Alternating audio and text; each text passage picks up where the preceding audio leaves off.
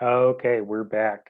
So now what we're doing is we're gonna just kind of wrap up the chapter by talking about a few different sort of small little corners of organic chemistry that still involve chirality that we want to make sure you kind of understand before we move forward. But we're gonna kind of tuck them away. These are kind of in the corners of organic chemistry, and every so often we're gonna run into these, but it's not gonna be as common as what we saw before with R versus S, for example, optically active compounds.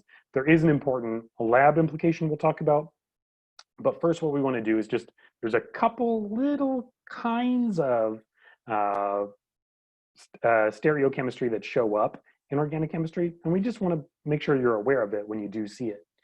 So first up, one thing is that you can have uh, basically enantiomers that are conformationally mobile. So here we have a butane, and we just have two Newman projections of butane.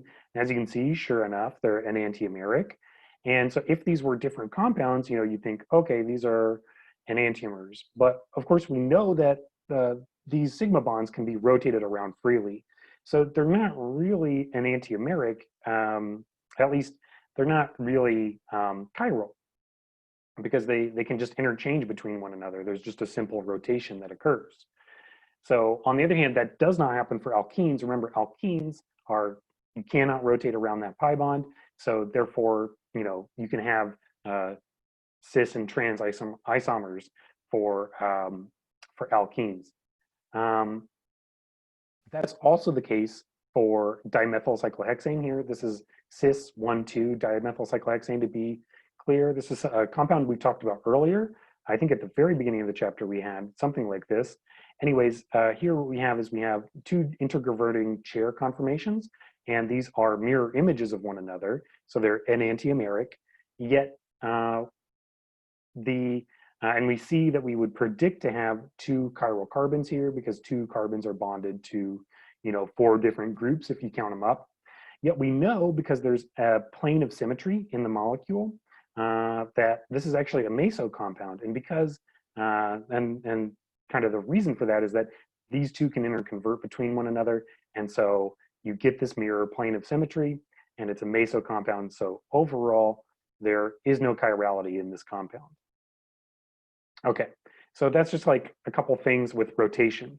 Now, one thing is you can actually, if you can prevent a rotation of a sigma bond, then you can actually have stereoisomers. And this is one example of that. This is what's called an heteroisomer.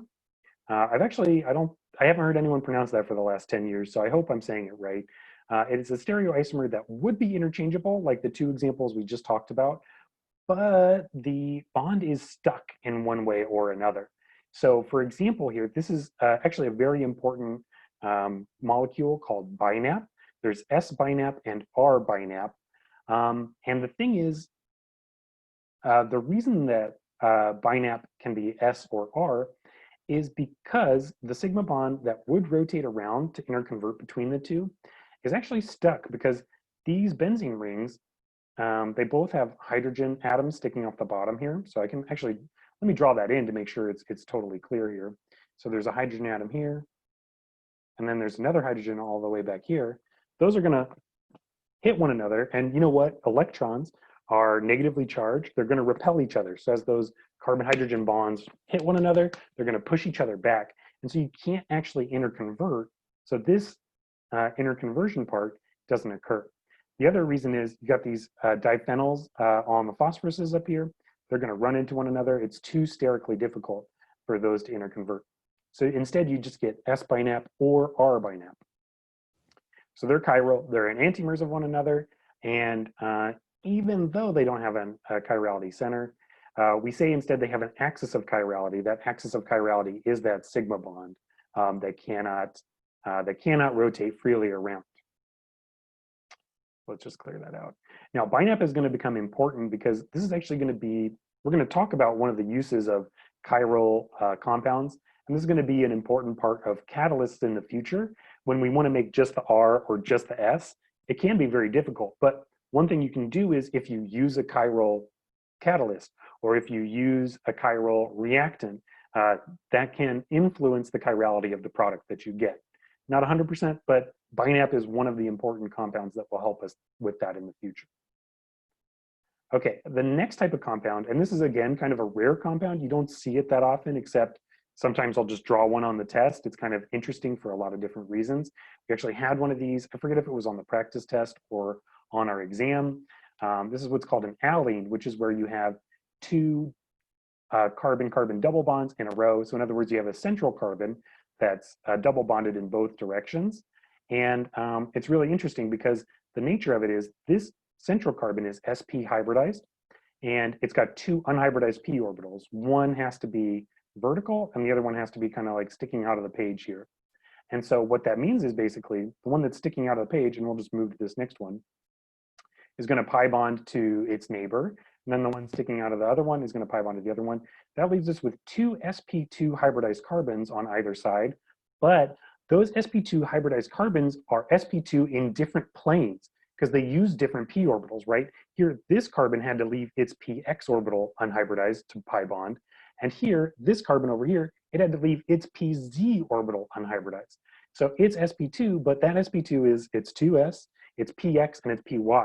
Whereas this one's sp2, but it's 2s, it's 2p, 2py, and 2pz. So those are different types of sp2s. It's very interesting. And what ends up happening is basically you get this alene in the middle, and then you have four substituents. One here, one here, one here, and one here. And guess what? That's almost tetrahedral in a way, right? If you look at it, think of this as like the central carbon, and it's like tetrahedral. You've got 120-degree bond angles here and 120-degree bond angles here. But the same as the truth is, this alene unit can be bonded to four different compounds. And if it is, then it's chiral.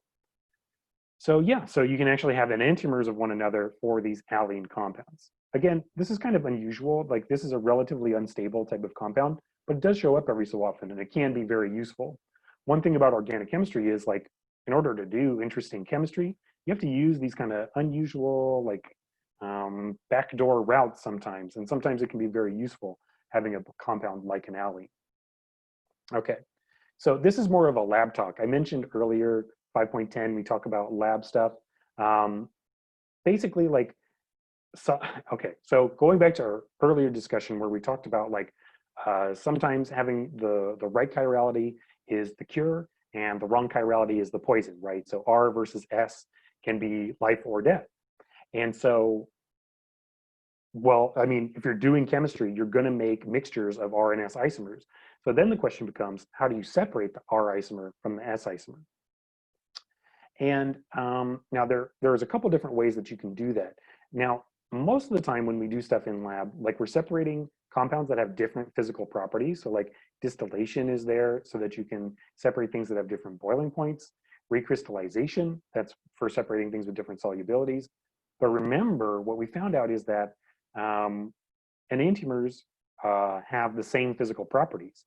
So they can't be separated by these normal methods. We have to come up with something different. Now, every so often you can get lucky. Like in 1847, Louis Pasteur was able to separate out a mixture of tartaric acid salts, so tartrates. And the way that he was able to do that, fortunately, was these different enantiomers actually ended up forming different morphology of their crystals. So the crystals look different. So you just put it under a microscope and then kind of painstakingly separate it out. Now, like imagine if we had to do that for every, I don't know, Tylenol or every like estradiol or something like that. Like there's not enough manpower in the world or human power in the world to like separate those out. And also, most of the time, like the crystals aren't going to even be different. So that was just kind of lucky. So instead, what we can do is we can use what's called a chiral resolving agent.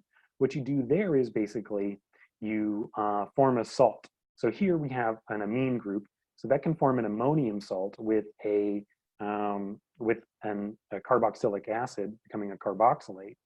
And then down here we have the enantiomer, the other enantiomer form this. Now all of a sudden, rather than being a pair of enantiomers, now we have a pair of diastereomers. And remember, diastereomers will have different physical properties. So now you can use things like chromatography. So whether it's column chromatography or more likely something like high pressure liquid chromatography, HPLC. That's a more likely method that you could use. But now you can actually separate it in that way where you couldn't before. Another thing you can do is actually use what's called a chiral adsorbent. So in your lab by now, hopefully you've at least seen what a column chromatography looks like. Now, normal column chromatography uses things like silica gel or alumina, which are not chiral. So those aren't good resolving agents for what you could use for a chiral separation. But you can actually come up with chiral adsorbents that basically fill the column instead. And as we mentioned, the main difference between like an R and an S is how they're going to interact with other chiral substrates. So if you use a chiral adsorbent, hopefully one enantiomer will stick on the column a little bit more than the other. So you can like elute it out, R and S in that way. And that's kind of the most common way that you use it. And yeah, it says we use glass columns. That's kind of like the old way of doing it. Now, more commonly, you just purchase a column for your HPLC machinery. And we will be looking at HPLC machinery later on this semester in lab, at least virtually.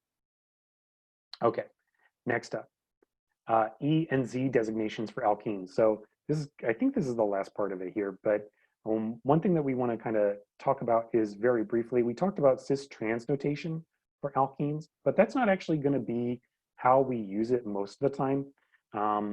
In the end, sometimes like you don't have really a method for, so for example, like if your alkene is bonded to like 4 different things and it's not like a carbon on this side, carbon on this side, you can't really say what's cis and what's trans because like, what are you talking about? Is the fluorine cis to the nitrogen or is the nitrogen trans to the carbon? It's just not clear. So instead we use what's called EZ designation. So EZ notation. And we'll talk about what that means in a second. Again, cis and trans only works if we have like groups on each carbon for the alkene. So, so how we do this is basically we're going to go back and do Kahn-Egold Prelog designation basically for this. Only this time we look at each vinyl carbon. So we have the carbon here, we have the carbon here, and we're going to designate its 2 substituents. So here we've got fluorine versus an ethyl group. So F versus C. F is a higher atomic number, so this is going to get priority down here. So we're just going to mark it. This is 1 and this is 2. Okay, then on the other carbon that's in the alkene, we have nitrogen versus hydrogen. Well, hydrogen is the lightest atom. It's got atomic number 1. So definitely nitrogen takes priority over hydrogen. That's 2. So now we're only going to consider the 1s. Now in this case, the 1s are on the same side. So just keep that in mind. The highest priority is on the same side. So, so here, since they're on the same side, we're going to give it a Z designation, which is from German for zusammen. Zusammen in German means together. On the other hand, we could imagine the E designation. That's where the number 1 priorities are on either side. And that's E for entgegen, which means opposite. So the way that I always remember this is I remember that Z stands for the same side.